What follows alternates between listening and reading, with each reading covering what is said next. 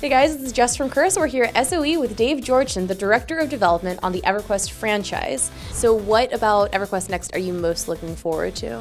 Well, we've had this idea, honestly crazy idea, of building this gigantic sandbox and letting people build whatever they want to.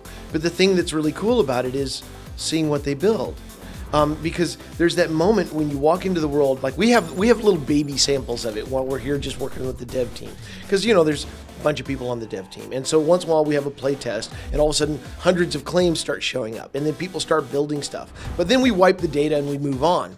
But you get that glimmer of that moment where you start to see the towers start to come up and castle over here and, you know, a science fiction robot over here. And you start to get this feeling of Landmark's going to be amazing. And so when people start to build consecutively for weeks on end, and there's thousands and thousands of them, these worlds are just going to be cool to go through. Just really cool. And so, yeah, that's what I'm looking forward to. Great. And it's amazing that you guys are letting people into the alpha so early, and this is the first time that really a game has been publicly playable this early on. What was the motivation behind such an early alpha and, you know, letting the players kind of help develop the game along with you guys? Mostly because betas are almost useless. In the past, when you have an open beta test, it's not open beta until you're reasonably proud of the game. So it ends up just being a bug hunt, and it's way too late for people to actually have a voice in the crafting of the game. The systems are already laid there. You get what you get. Maybe they develop a list for what needs to be fixed after launch, but that's all you can do during open beta. What we wanted to do, because we're serious about working with the players to make this world come together for EverQuest Next and then all the crazy stuff that they can do in Landmark.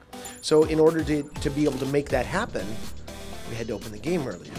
And that was nerve-wracking because, like you said, it's usually not ready to be seen by people by alpha. But what it made us focus on, and it ends up being a really cool thing, is that whereas normally alpha is an internal milestone and you can kind of just slide past stuff, now it's a public one. People are going to get to see it. So this team had to really rally together to make sure that the stuff that we were exposing was really fun. Because you know how gamers are. You get one chance to impress them and then they're gone. So alpha needed to be really cool, which means now we have this fun, playable core game of alpha, and the march to beta should just be amazing because we've got this great starting place. Do you expect people to really come together and collaborate on buildings, or is it going to be, do you think they're going to be really kind of competitive with each other and keep it all separate? I'd be real surprised if it's cooperative at the very beginning, because people will be running out, trying out the tools, seeing how fast they can progress through the different progression paths on the different equipment and stuff. And then when we get to combat, that'll pull some people off and be able to do that sort of thing. But I think, yeah, it'll settle in, because all you have to do to understand the power of co-op building is just go harvest trees together. Because then you're just whipping through those trees and the wood's coming out at a rapid speed, and you start to realize, hey, this game rewards cooperative gameplay. And then they'll start to hang together, and then they'll start talking about what could we build together. And when you start building with 2 or 3 other people, the progress is really rapid, and it makes it even more fun. So yeah, I think it's going to catch on. Great. And then finally, can you talk about how you plan to gather player feedback and how active a part of the development the player base will be?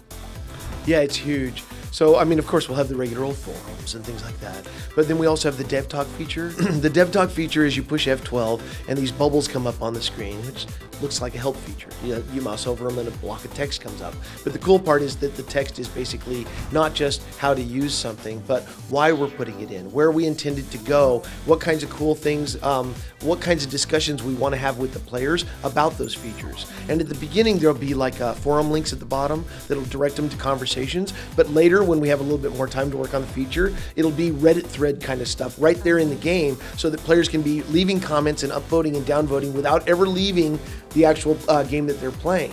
And we're hoping that that'll give us a lot more participation in the conversation, whereas forums tend to get dominated by a few people.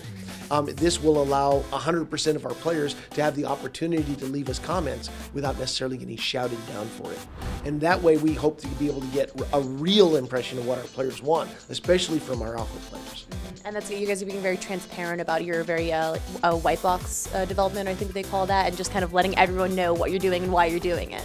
Well, as soon as they start alpha, they'll realize, like after they watch my 6.5-minute video where I tell them what alpha is and all that other stuff. We have video tutorials in the build that they can watch for how to use the tools, and we have an FAQ which basically shows not about the game, it's about what's missing in the game, all the features that we haven't done, so they're going to know everything that we know. And so they'll have all that information at their disposal, and then when they're playing the game, they can help us because their suggestions will be better.